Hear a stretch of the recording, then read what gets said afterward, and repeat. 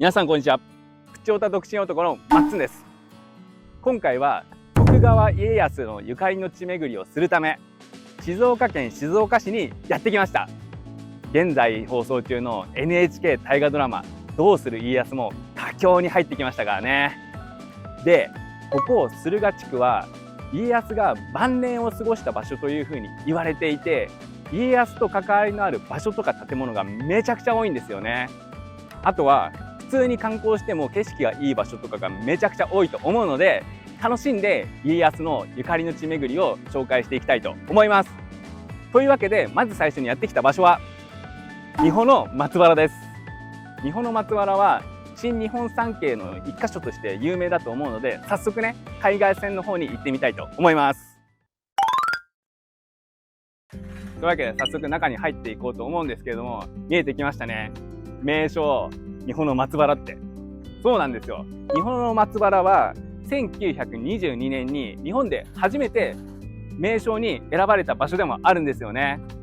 極楽浄土のような美しい景観が楽しめるっていうことで、もうね、静岡の中でも指折りの人気観光スポットかなっていうふうに思います。どんな風景が見れるのか、もう今から楽しみで仕方ないですよ。ちなみに三保の松原と家康はね、実は結構関係があるんですよね。家康は大御所時代、晩年をここ駿河で過ごしてたというふうに言ったんですけれども、その時家康が最も大きな功績を挙げたのは平和外交だったっていうふうに言われています。で、平和外交のことについて少し説明しておくと、徳川家康が朝鮮に出兵した時に朝鮮と断交しちゃったんですよ。で、その断交を復活させたのが徳川家康というふうに言われています。で、家康は国交を復活させた時に、ここ駿河で手厚くもてなしたというふうに言われてるんですよね。で、その時にここの海の上に船を置いて、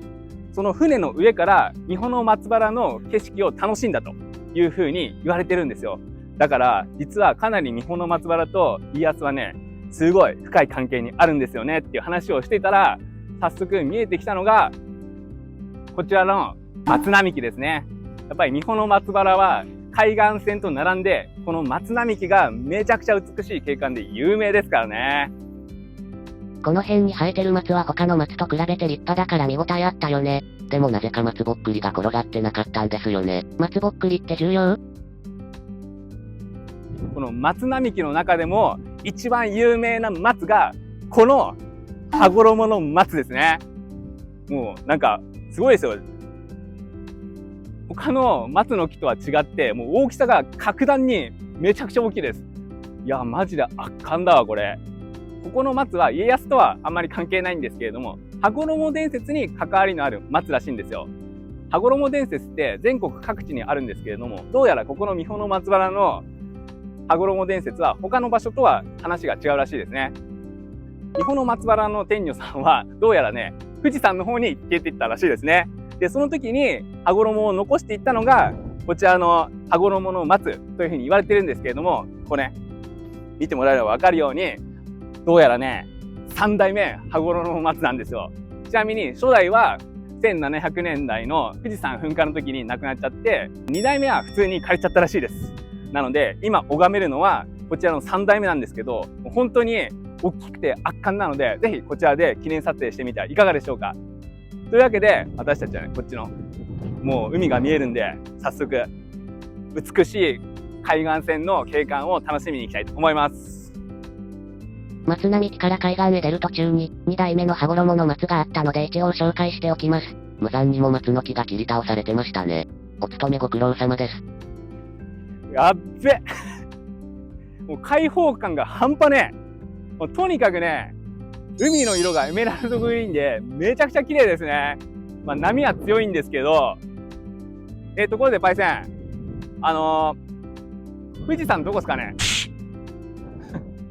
ちょっとね、今日の天気だと一瞬で富士山を見つけることはできないんですけれども、やっぱりね、三保の松原のシンボルといえばここの美しい海岸線だと思うんですよね。なので早速海岸線を少し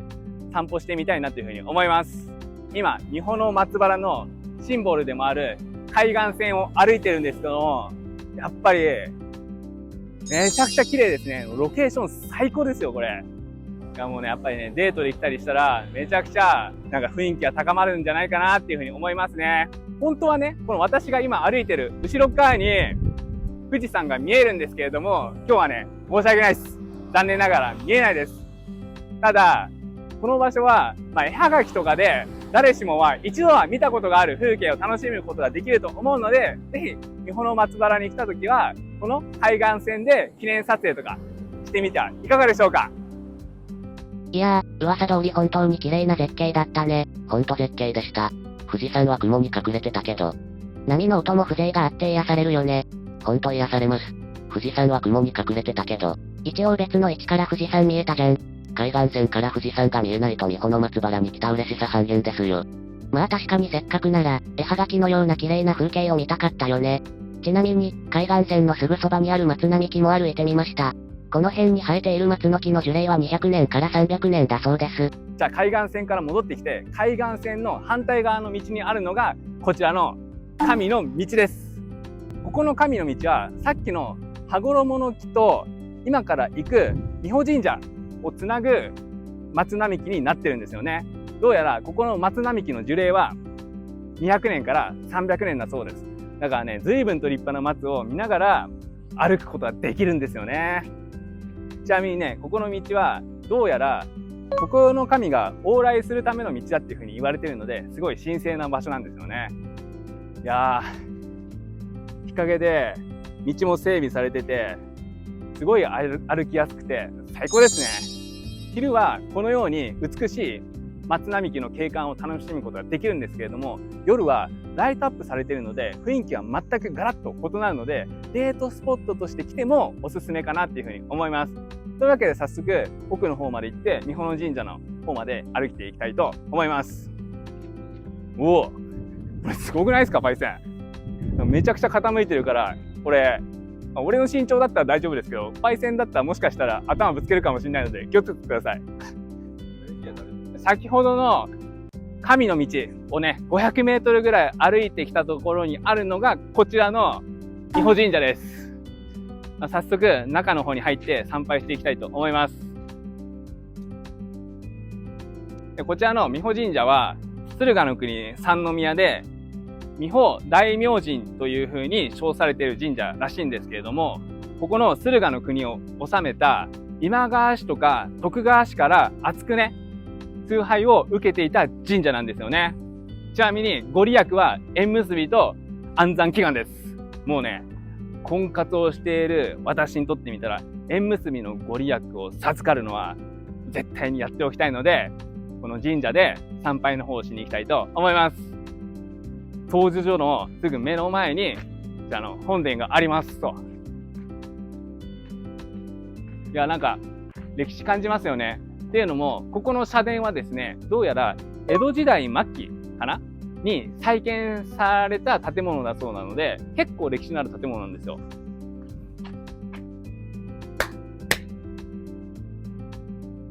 徳川家康さんも参拝した神社で縁結びの祈願をしておいたので、これで彼女ができること間違いなさそうですね。というわけで私たちは次の場所に向かいたいと思います。じゃあこれから久能山東照宮に行きたいと思うので、日本平ロープウェイにやってきました。久能山東照宮に行く行き方は全部で2通りあって、まず1通り目の行き方は今回私たちが使うこちらのロープウェイに乗って行く方法です。あともう一つの方法はこちらと反対側の海側の方にある石段の1159段があるんですけれども、そちらの1159段の石段を登りきれば久能山東照宮に行くことができるらしいです。そこの石段1159段は久能山の見どころの一つでもあり、誰でも無料で行くことができるので、体力に自信のある方はぜひそちらから行ってみてはいかがでしょうか。なんですけれども、今回私たちはめちゃくちゃ暑いので、こちらのロープウェイに甘えて行かせていただこうかなと思います。というわけで早速チケットの方を買っていきたいと思います。日本平ロープウェイのチケットを購入したんですけれども、チケット販売機の目の前にこちらのどうするいいやつセットが置いてあったので、ちょっとね紹介しておきたいと思います。こちらにはなんと徳川家康公の等身大パネル影が置かれているので、こうやって自分と身長を比べることができるんですけれども、俺の圧勝です。そしてこの横には手形もあります。結構家康は身長の割に手が大きいですね。なのでロープウェイで待ち時間とかあったら、ぜひこちらで寄って記念撮影とかしてみてはいかがでしょうか。ロープウェイの車両には家康の家紋のラッピングがされてるんだよね。乗り物のラッピングを見ただけでテンションが上がる、俺らみたいなやつをカモにする作戦ですかね。言い方な。先ほどのロープウェイに乗って久能山東照宮にやってきました。もうチケットの方は購入しているので、早速境内の中を紹介していきたいと思うんですけれども、まずこの久能山東照宮なんですけれども、家康の命によって2代目将軍の忠秀が建設した東照宮なんですよね。ここの東照宮は徳川家康を神様として祀る東照宮の宗主というふうに言われています。なので徳川家康とすごい深いゆかりの地なので、いろいろと紹介していけたらいいなというふうに思います。久能山東照宮の境内に入るときにまず最初に見えてくるのがこの楼門です。で、この楼門は注目ポイントが3つありまして、まず1つ目のポイントはあちらに額が飾られていると思うんですけれども、あの額には東照大権現というふうに書かれてるんですけれども、それはね、どうやら家康の神様の名前らしいんですよね。もう家康の名前があそこに刻まれてるってことは、もうこの段階で家康とゆかりがかなりあるんだなって感じがたまらないですよね。2つ目の注目ポイントは、とある動物がね、彫刻に刻まれてるんですよね。あちら上を見てもらえればわかると思うんですけれども、何だと思いますか？正解はバクです。どうやらバクは昔は鉄を食べる生き物としていうふうに考えられてたらしいんですけれども、争いがなくなると鉄からできる武器がなくなるということで、バクは平和の象徴の生き物としてされていたらしいんですよね。なので徳川家康はこの東照宮を作った時に、世の中が平和になることを願ってバクの彫刻を彫られたなんていうふうに言われています。この楼門の注目ポイント3つ目は、この楼門をくぐり切った後の左側に見えてくるこちらの徳川家康の手形です。手形は先ほどのロープウェイの場所にもあったんですけれども、石段を登ってきた人にはこちらが初めて見る家康公の手形だと思うので、ここに寄った時はこのようにね、家康公の手形と自分の手の大きさを比べてみてはどうでしょうか。というわけで境内の中に行きたいと思います。久能山東照宮のマップはこんな感じです。境内の中は意外と大きくないからサクッと参拝することができますよね。楼門をくぐり抜けると2の鳥居があって、その2の鳥居をくぐり抜けてくると、もうなんかいかにも東照宮って感じしますよね、パイセン。色合いとかね。いや、最高かよ。あそこに見えるのは唐門って言って1617年に建てられた門なんですけれども、本殿の正門の役割を果たしていたそうですね。なんですけども、実際の参拝順路はここの唐門からは行くことができないんですかね。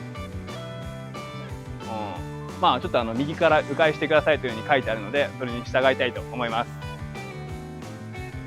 というわけで先に進んでいきましょう。相変わらず段差一段一段がでげっす。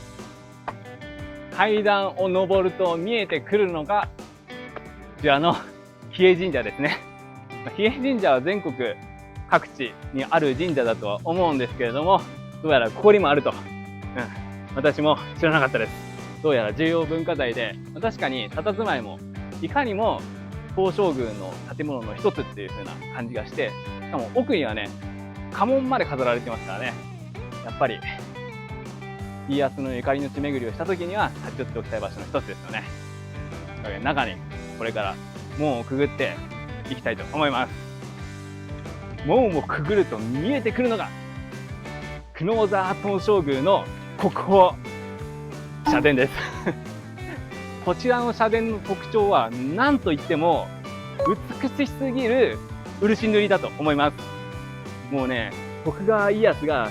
天下統一して華々しい人生を歩んできたなっていうのをなんかいかにも表しているような建物でテンション上がりますよね。漆塗りは50年に1回塗り直しがされるらしいんですけれども、前回は2009年に塗り直しがされられたらしいんですよ。というわけですよ、次回塗り直しがされるのは2059年。だいぶ先なので、ちょっと私たちはなかなか行くのがきつい年頃にはなってるかなとは思うんですけれども、もし漆塗りの塗り直したてを見たいっていう方は2059年に来れば久能山東照宮の綺麗な姿を見ることができるかもしれません。あと40年後ってことは俺は結婚。マッツンは独身だろうね。失礼な。でも本当に美しい社殿で見応えがありますよね。来るまでに苦労するからなおさらだよね。じゃあせっかく久能山東照宮に来たので、私も参拝をしておきたいと思います。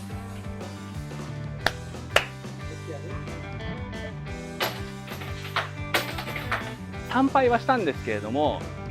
ここの東照宮にはどうやらね、家康のメッセージが込められた彫刻が置いてあるらしいんですよね。日光東照宮にも見えざる聞かざる言わざるなんていうメッセージが込められている彫刻があったと思うんですけれども、あの辺にもどうやらね、家康の3つのメッセージが込められている彫刻らしいんですけれども、ごめんなさい、何を言い表しているのかは覚えてきてないので、皆さん各自調べていただければいいかなというふうに思います。先ほどの社殿から歩いてきて久能山東照宮の一番奥に到着しました。一番奥にあるのは神廟です。神廟って何かっていうと、通称ですよ、徳川家康のお墓なんですよね。見てください、でっかい石塔、でかすぎだな、家康のお墓。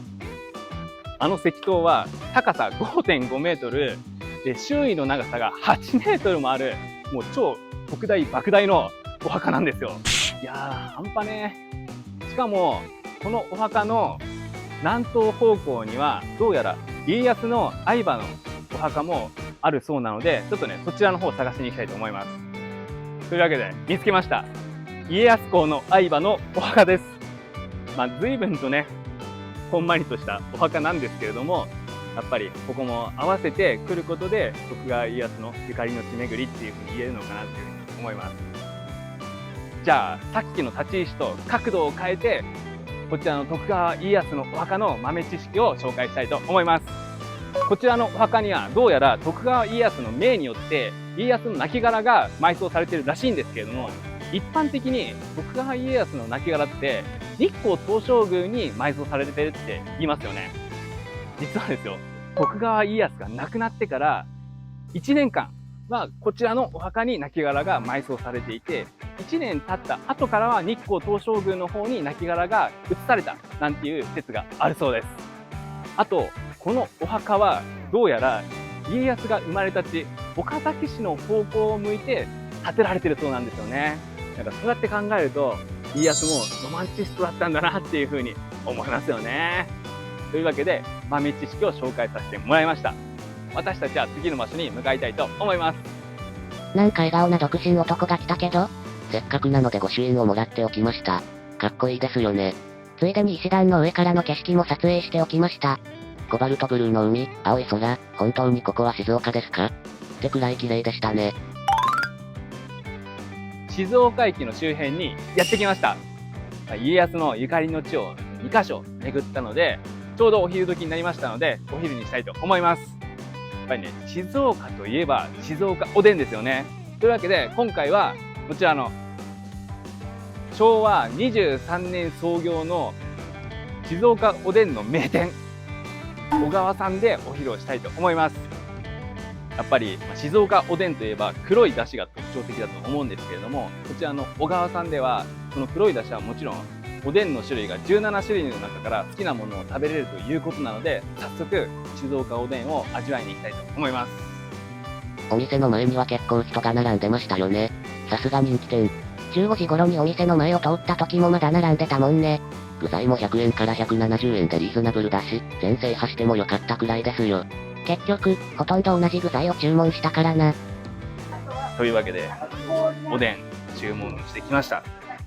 小川さんはお店に入る前に最初におでんを取ってもらって席に着くというスタイルだったので、早速味わっていきたいと思います。もうね、見るからに黒くて静岡おでんって感じがしていいですよね。で、その中でも一一番人気の具材がどうやら牛すじだそうなので、早速牛すじを味わっていきたいと思います。いただきます。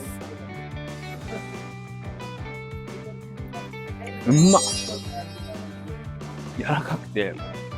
出汁がすごい染み込んでてめちゃくちゃうまいです。家康ゆかりの地巡りで静岡に来た時はぜひ静岡おでんを食べてみてはいかがでしょうか。昼ご飯を食べて次にやってきた場所は駿府城公園です。駿府城は徳川家康によって築城されたお城で、徳川家康が将軍を退いて大御所になった後に過ごしていたお城というふうに言われています。だからもう家康とはもう切っても切れないゆかりの地なわけなんですよ。なんですけれども、残念ながら駿府城はもうすでにないんですよ。1635年に天守閣がほとんど消失してしまって、1857年に起きた大地震によって建物のほとんどが崩壊してしまったそうです。なんですけれども、今見えると思うんですけど、お城の周りに塀があると思うんですよね。駿府城は外堀、中堀、内堀っていう風に3つの塀があったわけなんですけれども、ここは中堀です。駿府城公園に来たら駿府城の名残を体験することができちゃうんですよね。はい、というわけで急にシーンは変わったんですけれども、中堀を渡る葵舟を体験したいっていう人はこちらの北門橋から入ってすぐの場所にチケット売り場が売っていますので、北門橋まで来てぜひチケットの方をお買い求めいただければというふうに思います。まあね、残念ながら今回は運休なので私たちは紹介することはできないので、ぜひ皆さんは自分たちがこちらに来て体験してみてはいかがでしょうか。駿府城公園の入り口は東西南北の方からそれぞれ4カ所あるんですけれども、おすすめの入り口は今私たちがいる東五門橋ですというふうにネットが言ってましたはい。でここのね東五門橋は平成8年に復元された橋なんですけれども、昔は重臣の方たちの入り口として使われていた橋なんですよね。なのでめちゃくちゃ歴史を感じることができる橋というふうに言われています。なので早速中の方入っていきたいと思うんですけれども、門がめちゃくちゃでかい。もうさすが徳川家康のお城って感じしますよね。そしてこのお城に入るとすぐ見えてくるのが辰巳櫓というふうに言われているところなんですけれども、この辰巳櫓は結構全国的にも珍しくて、この辺ね L 字の櫓をしてるんですよね。でどうやらねそれには理由がありまして、あそこに窓が見えると思うんですけれども、あそこに人を配置してそこの門から入ってきた侵入者を迎撃する役割を持っていたんですよね。もう本当になんかね絶壁な守りのあるお城だなっていうふうに思います。でさらにこの辰巳櫓の門が見えてくるわけなんですけれども、めちゃくちゃでかい。もう今までで見た門の中で一番でかいかもしれないっていうぐらいは本当に大きいですね。すごい迫力があります。この木の柱のぶっとさね、あとなんかヒノキの匂いがプンプン漂ってきていい感じですね。というわけで園内をいろいろと散策していきたいと思います。じゃあさっき紹介した辰巳櫓に入るためにチケットを購入して早速中に入っていこうと思うんですけれども、残念ながら建物の中は撮影禁止ということで申し訳ございません。紹介だけとさせていただきますので、実際にこちらに立ち寄ってみて興味のある方は入ってみてはいかがでしょうか。さっき辰巳櫓の中から出てきたわけなんですけれども、辰巳櫓からまっすぐ進んだところにあるのがこちらね、内堀ですね。ここの内堀は一旦埋まっちゃってる状態だったらしいんですけれども、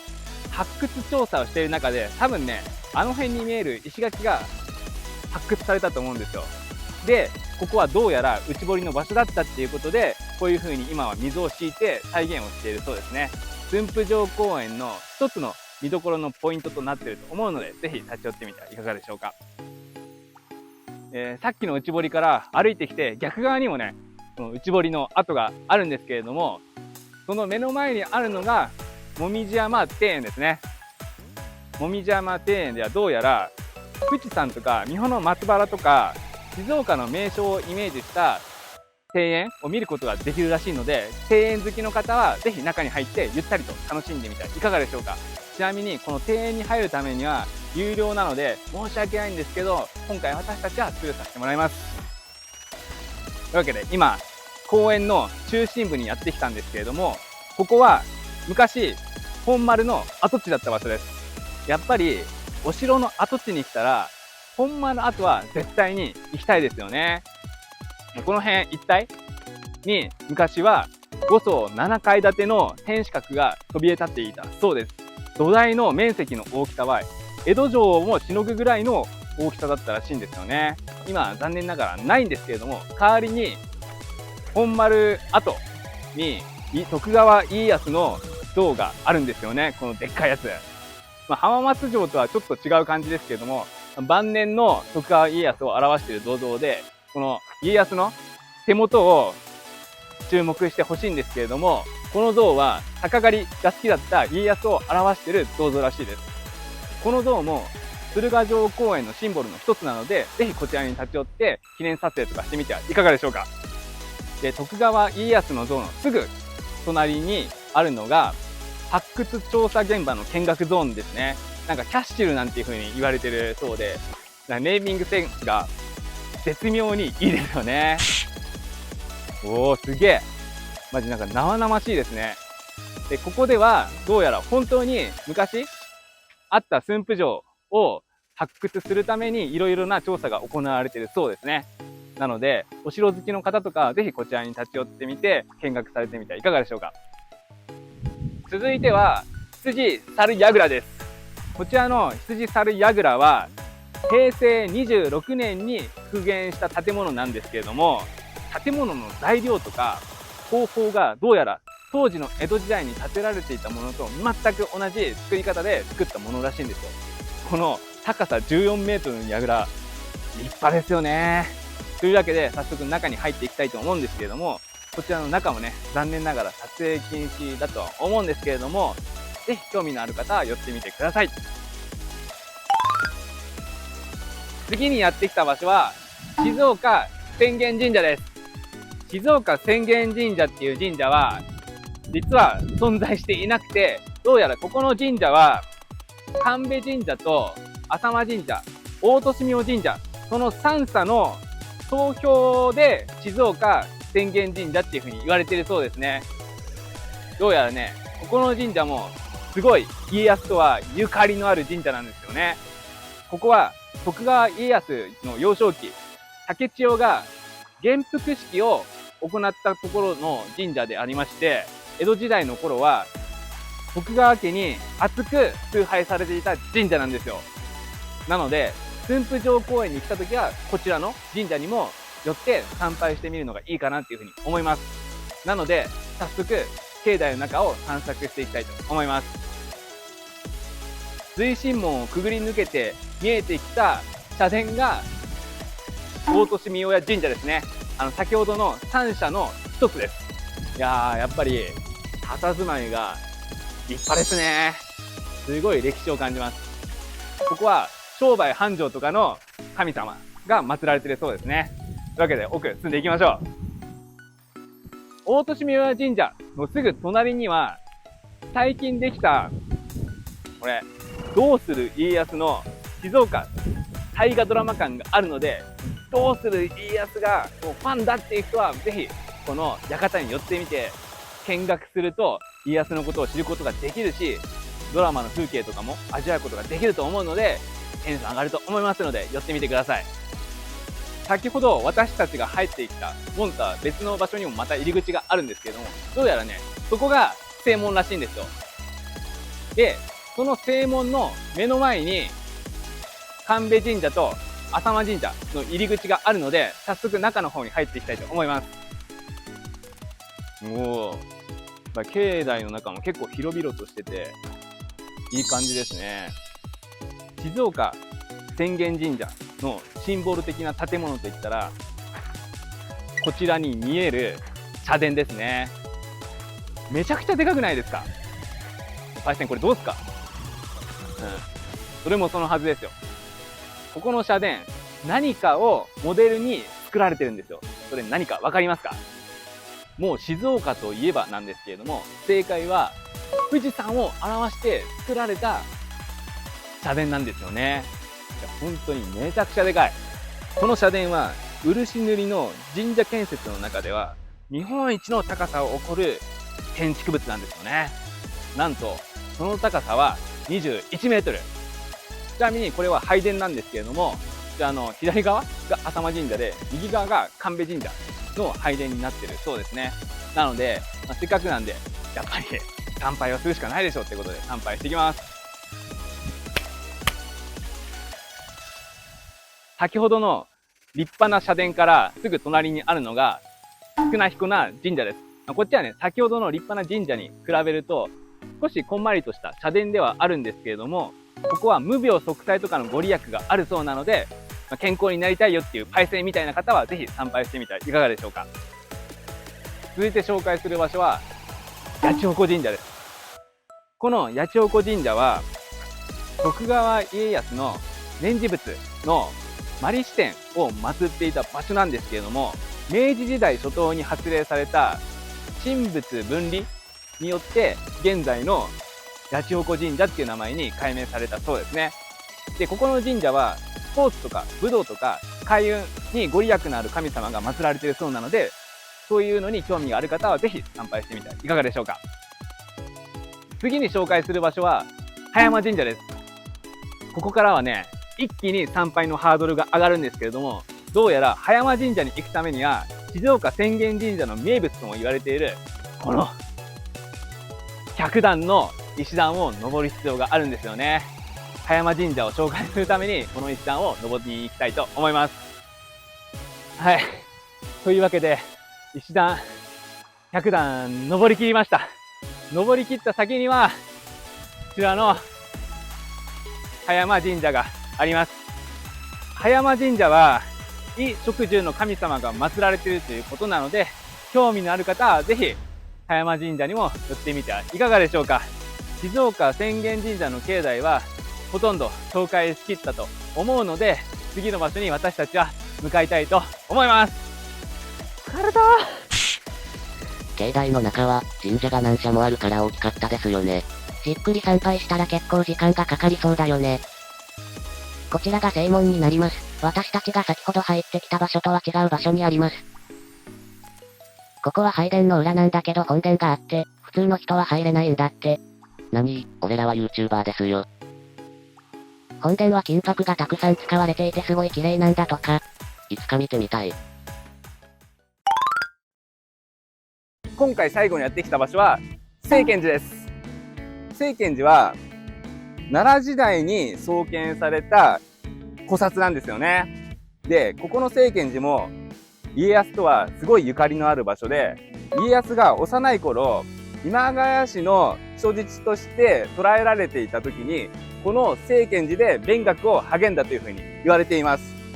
そしてここの清見寺は戦国時代は東海道の要塞として大事な場所だったらしくて、古来から幾度となく戦乱に巻き込まれてきたというもう波乱万丈のお寺なんですよね。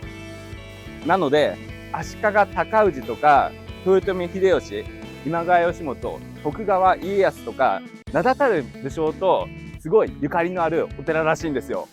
あちらに見えるのが清見寺なんですけれども、境内の中にはね、そういった名だたる武将の足跡も残されているので、歴史好きにはたまらない場所だと思います。というわけで早速お寺の方に向かいたいと思います。清見寺の入り口に来ると見えてくるのがまずは山門ですね。こちらの山門は1651年に建築された建物で、特徴は何といっても釘を一本も使っていないもんだそうですね。そしてあれちょっと見えるかな、山門の上に彫刻が見えるんですけれども、この彫刻はどうやら日光東照宮の眠り猫で有名な作者さんの左甚五郎さんのお弟子さんが作られた彫刻だそうですね。というわけで早速お寺の中入ってみましょうか。おお、なんかめちゃくちゃ自然豊かで癒されますね。すげえ。なんかパイセン建物はなんかたくさんあるんですけど、とりあえず目の前にある建物の方行ってみましょうか。この目の前にある立派な建物は仏殿だそうですね。屋内にお地蔵さんみたいな像が飾られてますね。ここはうまく説明できないので、ちょっともう少し奥の方進んでいきたいと思います。カスの木がでけえね。なんかレンコンみたいな感じになってるし。あ、パイセン、我流梅ありました、これ。この我流梅何だと思いますか、パイセン。このは梅の木なんですけれども、もう400年以上花を咲かせてる梅の木なんですよ。で、この我流梅めちゃくちゃ家康とゆかりがあって、家康が自ら接ぎ木をしていた梅として有名なんですよね。家康がお世話をしていた植物がこうやって今の時代も残ってるって考えると風情があってエモいですよね。そしてそこの前にあるのがこちらのね、狩猟。この狩猟は1863年に改築されたものなんですけれども、ちょっとね、今上が見えないかもしれないんですけれども、この上にある鐘はどうやら鎌倉時代に鋳造されたもので、すごい歴史的な建物だそうですね。というわけで早速本堂の方中入っていきたいと思います。政権時は建物の中に色々な見どころがあるんですよね。そうらしいね。ぜひ本堂に入っておきたいよね。というわけで本堂こと大宝城に入ってきたんですけれども、ここの建物は1820年に改築された建物だそうですね。で、この中にはいろいろと歴史的な重要なものとかが置かれてたりするらしいので、いろいろ中を入っていきたいと思います。で、この渡り廊下を歩いてきた先端にあるのがこちらの大玄関です。別名四天城なんて言われている場所なんですよね。怖い。なんで四天城っていうふうに言われてるかっていうと、どうする家康の一つ前の大河ドラマの鎌倉殿の13人で描かれた梶原景時は、鎌倉を追放された時にここで侍と戦って静岡市内で自害したんですよね。その戦いで命を落とした人たちを供養するために、どうやらその時に血がついた床板を天井に用いているそうなんですよ。血がついてるようには見えないけどね。もちろん建物の裏側に来たけど、こちらもまた庭園がありますね。いや、なんか敷地が広いんで、昔はこういうところで遊んだら面白そうですよね。あ、ここはどうやら家康が勉学に励んでいたお部屋だそうですね。狭いな。いやー、この中で家康が頑張って勉強してたのかって考えると、いやー、すごいわ。趣がありますね。で、三保の松原の時に家康が大御所時代に最も功績を挙げたのは朝鮮半島との平和外交だっていうふうにお伝えしたかと思うんですけれども、どうやらその平和外交に一役買っていたのはこちらの政権ですっていうふうに言われています。で、それを証明するものとして今ここの壁際にいろいろ文字が書かれていると思うんですけれども、どうやらこれは朝鮮半島の方が残していった感謝のコメントらしいですね。正直何が書いてあるか全く読めないので、皆さんは聖剣に来た時は自分の目で見てもらえると歴史を感じていいかなというふうに思います。あ、王座の玉。王座の玉ではないよ。玉座ですね。これはいわゆる名だたる名将がここに座ってたってことなんですかね。詳しくないんですけど。いや、立派な部屋だわ。この畳の部屋がいい感じですよね。なんか、暑かったり寒かったり疲れたなって思うときは、もうこの辺で一休みするのも、便利ですね。じゃあ行こう。おお、景色いいですね。どうやら本堂は2階も来れて、2階からだとさっきお話ししていた鐘が見ることできますね。で、なるほど。2階からの方がいろいろと景色が見れて綺麗ですね。こういう景色を名だたる武将、家康は眺めてたんでしょうね。いやー、風も涼しいし、最高の気分ですね。というわけで、家康ゆかりの地巡り、駿府編は以上となります。やっぱり、家康が人生の3分の1過ごしていた場所なので、歴史を存分に楽しむことができました。景色もいいし、どうする家康の聖地巡礼としてもいいし、旅行としても最高の場所ですね。どうする家康の方も佳境に入ってきて、ますます目が離せなくなってくると思うので、これを機に静岡に訪れてみてはいかがでしょうか。というわけで、もしこの動画が少しでも面白いと思っていただけたら、チャンネル登録とグッドボタンの方、ぜひよろしくお願いします。今回も動画をご視聴いただき、ありがとうございました。